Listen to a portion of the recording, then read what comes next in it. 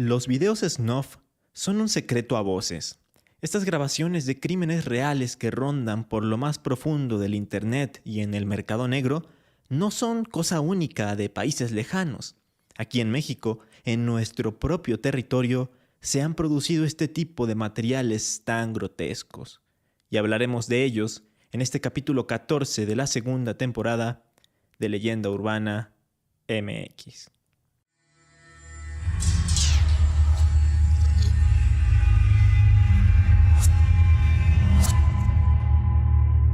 Esto es Leyenda Urbana MX con Ismael Méndez.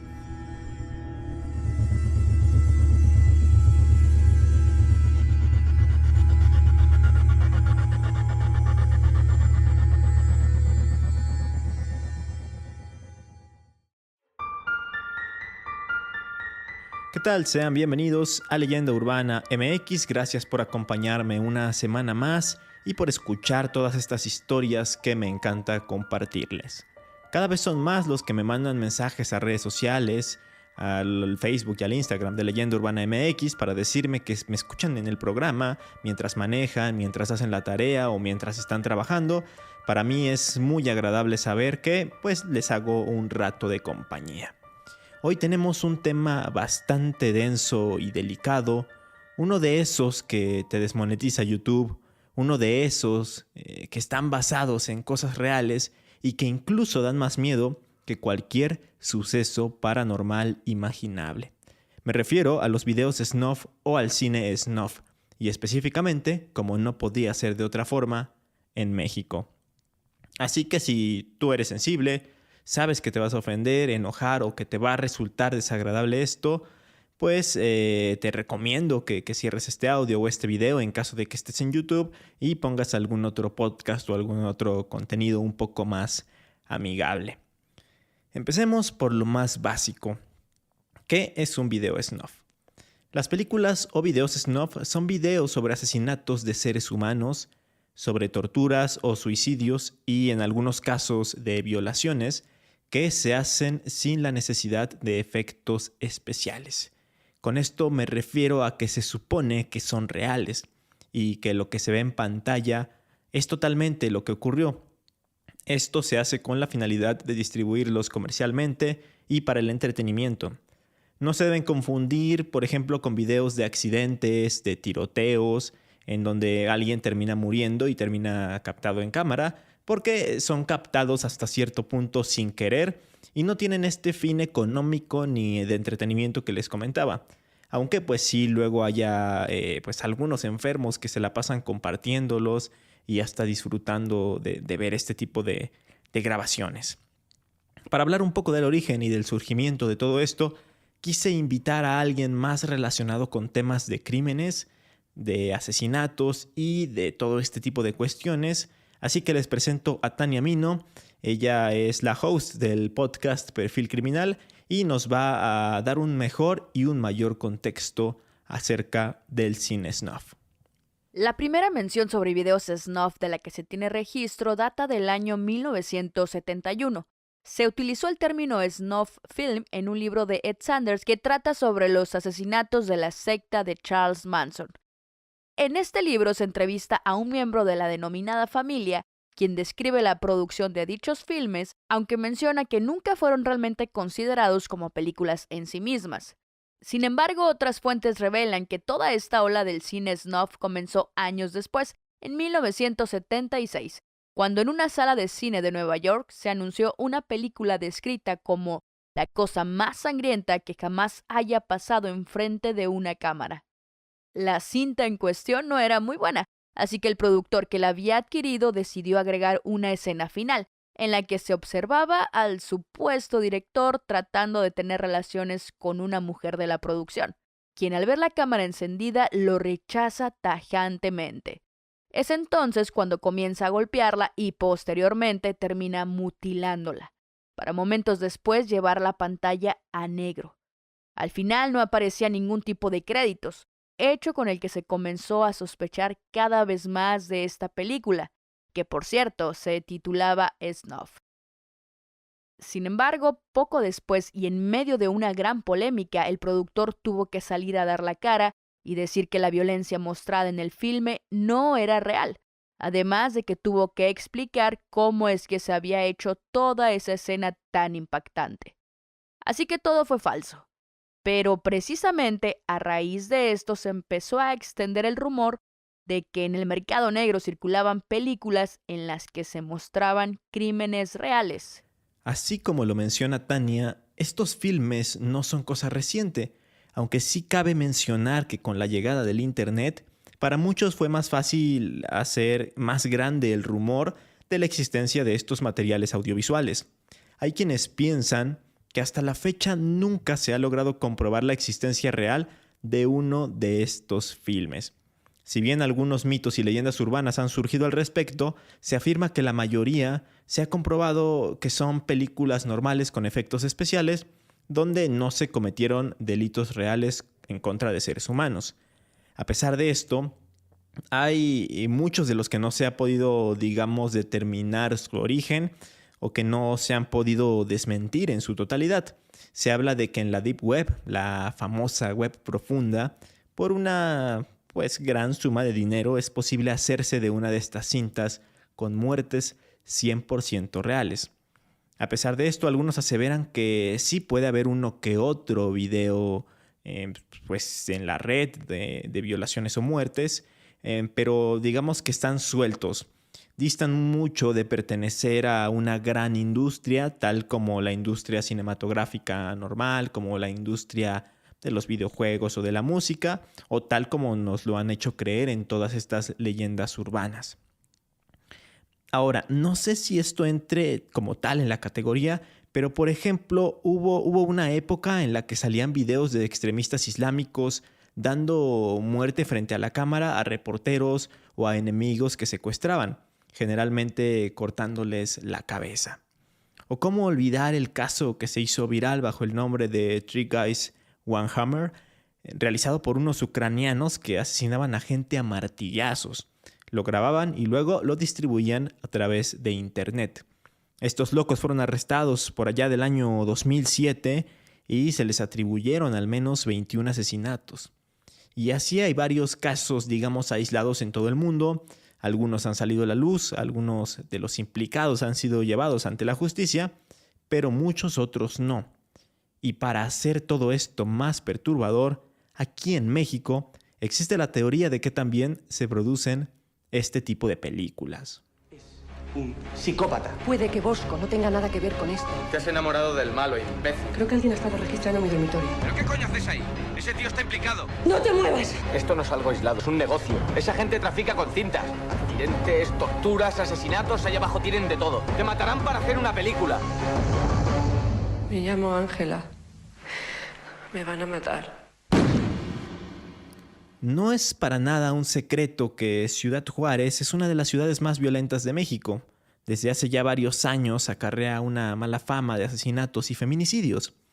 De acuerdo con los datos del Secretariado Ejecutivo del Sistema Nacional de Seguridad Pública, durante el año 2020, el año pasado, 3.723 mujeres fueron víctimas de feminicidio y homicidio. Esto representa 310 feminicidios y homicidios al mes y la aterradora cantidad de 10 al día. Y de todos estos datos, Ciudad Juárez es esta ciudad fronteriza del estado de Chihuahua, es en la que mayor número de casos se reportaron. Y bueno, ustedes se preguntarán, ¿qué tienen que ver todos estos crímenes con el snuff? Pues bien, existe una hipótesis de que hay una red de pornografía sádica y que justamente por esto es que son secuestradas y asesinadas estas mujeres de las que les comento. Esto se empezó a formular al ser descubierto un patrón. Había mucha similitud en las marcas, las lesiones y las mutilaciones de muchos de los cuerpos de las mujeres asesinadas en Ciudad Juárez. De acuerdo con un estudio realizado por el Centro de Investigación y Estudios Superiores de Antropología Social, en los cuerpos femeninos violentados registraban mutilaciones de mama, ocular, vísceras, lesiones dentales, cortes en piel y cortes irregulares del cabello. En una nota publicada en el Excelsior, se entrevistó a Patricia Ravelo Blancas. Ella es doctora por la Universidad Nacional Autónoma de México y es especialista en antropología médica, jurídica y de género. Y menciona textualmente que estos modos de violencia se incorporan al fenómeno de la trata de personas, debido a que la mayoría de las marcas dejadas en sus cuerpos corresponden a las que provocan los actos de tortura sexual y sexo violento, usualmente practicados por traficantes de mujeres. Y para ella, este elemento de pornografía sádica encaja en lo que define como una industria criminal transnacional. Esta es una tendencia, digamos, que se ha modernizado con el uso de la tecnología y en la que pues, lo que hacen es seducir con engaños a mujeres y niñas para después ser secuestradas y hacer todo este tipo de cosas, de filmes en los que se muestra esta violencia sexual tan explícita. Esta hipótesis se consideró bastante fuerte, sin embargo, pues al no poder comprobarse o al no recabar suficientes pruebas, las autoridades de Chihuahua han descartado como línea de investigación los videos snuff como los móviles de los feminicidios registrados desde el año 1993. O sea, échenle cuentas desde hace cuánto se están arrastrando estos crímenes en la zona. Sin embargo, hay algunos casos de feminicidios en los que se siguen considerando pues esta hipótesis, esta teoría. En al menos 14 crímenes, la PGR considera que hay 2 líneas de investigación. Una de ellas va relacionada justamente con esta violencia sexual explícita y la otra línea de investigación recae más en el tráfico de órganos. Pero hay ciertas acciones que podrían descartar esta última línea y darle mayor fuerza a la primera, a la que va relacionada con los videos snuff. En un artículo publicado en Intervision Media Group, titulado Las películas snuff de Ciudad Juárez, está el testimonio de una sobreviviente de la violencia en la ciudad fronteriza. Esta mujer, llamada Vanessa, cuenta que un 6 de julio, 3 sujetos la interceptaron, la subieron a un carro y le empezaron a gritar. Comenta, ya no supe más de mí. Horas más tarde, un señor me recogió donde me habían tirado. Estos sujetos me violaron, me golpearon. No sé lo que querían. Sus agresiones, más bien los agresores, por todas estas cosas que le habían hecho, la dieron por muerta, le dejaron cicatrices imborrables derivadas de esta violencia aplicada y ella comenta que los sujetos le gritaban palabras obscenas. ¿No cree que este tipo de acciones hayan estado relacionadas con el tráfico de órganos? Porque piensa que no tiene mucha lógica que golpeen tanto a las mujeres. O sea, no tiene sentido que les estén machacando los órganos a golpes, órganos que supuestamente tendrían que vender después y que pues sería el móvil de todos estos crímenes. De hecho, justamente ella decidió romper el silencio y dar su testimonio de la traumática experiencia después de que vio unas imágenes por televisión en las que aparentemente 2 mujeres asesinadas en Ciudad Juárez aparecían en un sitio de contenido para adultos en la red.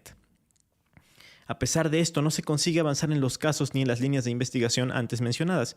Y es que incluso hasta la policía local está acusada de participar en el mercado de porno marginal y de vivir de los pagos del narcotráfico, e incluso de tener relación con muchas de las muertes de la zona.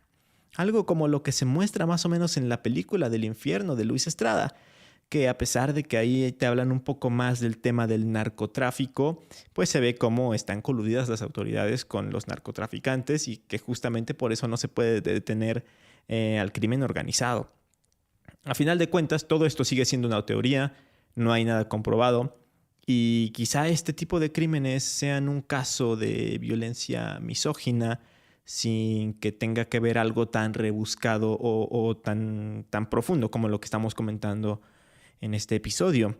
Como bien lo dice Pablo Tosa en su texto La ciudad sin calma, tampoco se puede asegurar que se haga snuff, aunque off the record hay gente que dice conocer a alguien que alguna vez vio un video.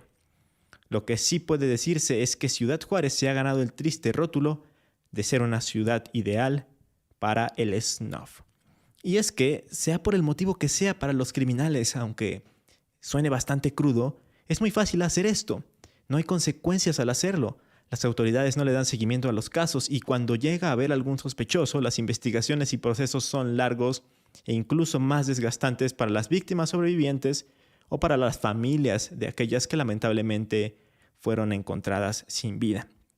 Y por eso se repiten y por eso desafortunadamente son tan comunes, aunque el gobierno trate de minimizarlo y el presidente piense que exponer los casos es solo para atacarlo.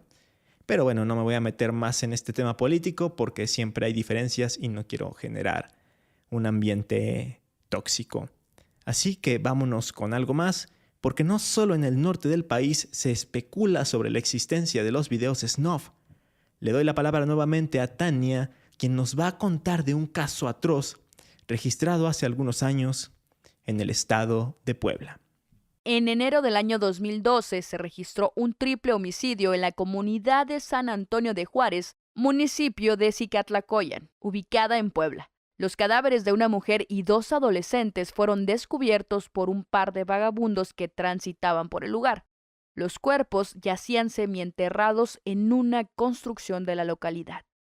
Poco tiempo después, la Procuraduría de Justicia de Puebla encontró un video tipo snuff con el que presuntamente se podría esclarecer el asesinato de la mujer y las 2 jóvenes. De acuerdo con la dependencia, la cinta muestra cómo 2 individuos degollan atrozmente a las 3 personas, una mujer y probablemente sus 2 hijas, originarias de San Pedro Cholula. La investigación a cargo de la Dirección General de Atención a Delitos de Alto Impacto empezó con el informe de la desaparición de las mujeres y fue en el cateo a una casa sospechosa que se descubrió el material gráfico, mismo que reproduce las imágenes de cómo un hombre y una mujer degollan con una hoz a las 3 víctimas. Los agentes continuaron con las indagatorias y lograron detener a 2 mujeres y a un hombre al sur de la ciudad de Puebla, como presuntos responsables del triple homicidio. Se sabe que mientras uno de los detenidos y una mujer degollaban a las mujeres, un tercer implicado grababa esas escenas. En las declaraciones que dieron 3 monstruos de la vida real, se dio el lugar en donde habían dejado los cuerpos, coincidiendo con el mismo en el que habían sido hallados por los indigentes el 27 de enero de ese año. Al final, el móvil del crimen no fue revelado, y tampoco el objetivo de filmar todo el proceso de este terrible crimen. No se puede descartar el hecho de que lo hicieran por simple gusto o por un fetiche de su mente enferma. Sin embargo, si lo hicieron con la intención de distribuirlo ilegalmente, estaríamos ante un auténtico caso de cine snuff en México. Este fue un caso en el que salió a la luz y pudo hallarse el video. Digo, no podemos saber si tenían la intención de distribuirlo, pero pónganse a pensar por un momento que otros tantos casos de homicidios han sido grabados.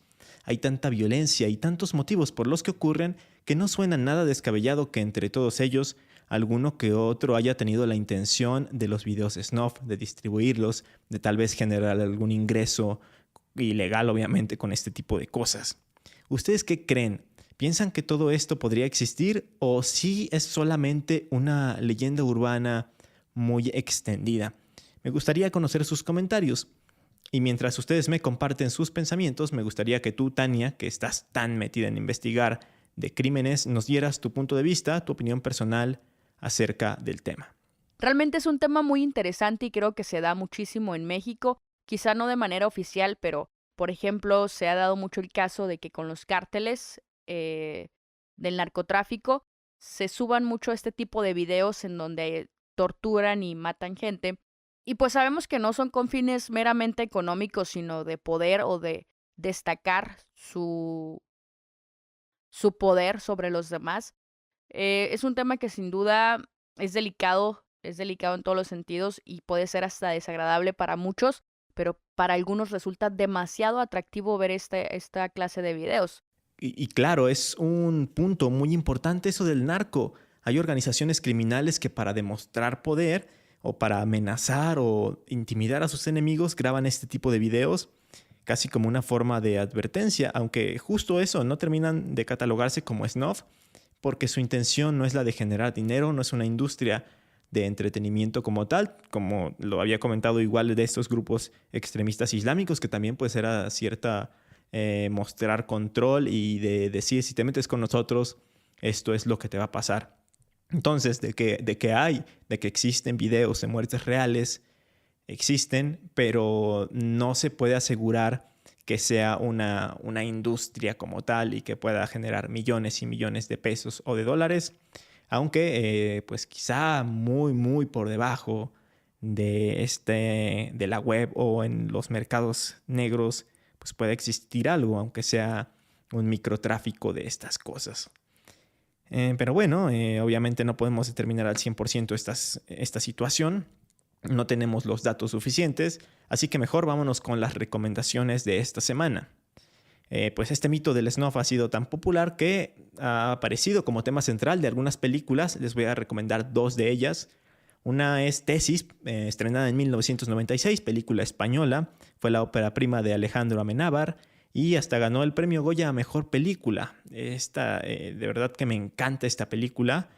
Es suspenso e intriga en su máxima expresión. Habla de Ángela, una estudiante de imagen que está preparando una tesis sobre la violencia audiovisual. Y como complemento de su trabajo, su director se compromete a buscar en la biblioteca de la facultad material para ella, pero al día siguiente es hallado muerto. Entonces Ángela conoce a un compañero experto en cine gore y a otro chico de ahí de la universidad, que era pues amigo íntimo de una joven a la que se le puede ver que la matan en una grabación. Entonces, pues entre estos personajes se empieza a desarrollar la trama acerca de estos videos que fueron grabados. Luego está una película hollywoodense, 8 milímetros, con Nicolas Cage, dirigida por Joel Schumacher en 1999.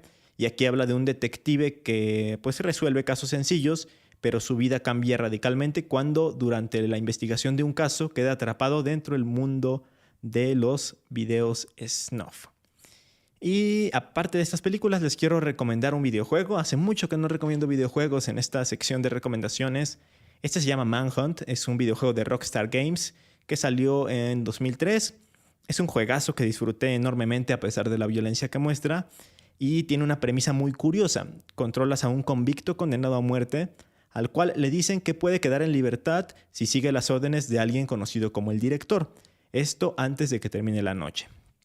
Sus órdenes son acabar con miembros de una pandilla de la ciudad de Detroit, pero a lo largo de la trama se revela que a través de cámaras de seguridad, conocido como del director está grabando todas esas muertes, porque tal cual es un director de cine snuff.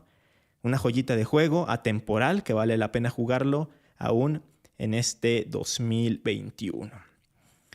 Antes de despedirme, quiero agradecer a Tania Mino de Perfil Criminal por colaborar y aportar esta valiosa información al episodio. Les recomiendo muchísimo su programa. Van a conocer varios casos de asesinos en serie súper extremos. Y bueno, Tania, ¿algo más que quieras agregar? Muchísimas gracias, Ismael, por invitarme a tu podcast. Sinceramente es un honor. Espero no sea la primera y última vez en la que colaboremos juntos. Y para los que no me conocen, pues mi nombre es Tania Mino. Soy la voz y productora del podcast Perfil Criminal. Si no lo han escuchado, trata sobre asesinos seriales mexicanos y asesinos seriales de Latinoamérica. Trato única y exclusivamente casos de asesinos seriales. Me pueden encontrar en todas las plataformas de podcast y en YouTube como Perfil Criminal. Y en las redes sociales me pueden encontrar como @perfilcriminal o @perfilpodcast. Nuevamente, muchísimas gracias, Ismael, y un saludo a todos tus escuchas. Hasta luego. Dicho esto, no me queda más que agradecerles por haber escuchado el episodio y recordarles que yo también colaboré en el podcast de Perfil Criminal. Ya está disponible para que vayan a escuchar el capítulo de Silvia Meraz, líder de la secta de Nacosari. Está bastante hardcore el caso. Les va a gustar muchísimo y pues nos escuchamos el próximo domingo aquí en Leyenda Urbana MX a través de YouTube o en su plataforma de podcasting favorita. Hasta entonces.